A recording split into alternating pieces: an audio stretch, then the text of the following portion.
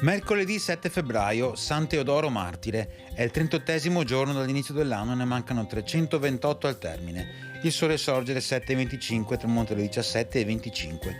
La luna si leva alle 6:04, tramonta alle 13:58.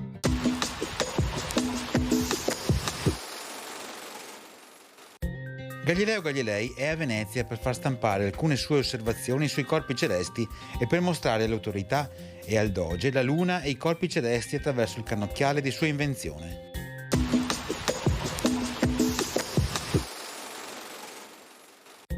Le previsioni per domani: nuvolosità variabile alternata a qualche schiarita più significativa in montagna, precipitazioni in prevalenza assenti, temperature senza notevoli variazioni o tendenti a rialzo nei valori massimi in pianura, intensificazione dei venti da sud-ovest in quota a fine giornata.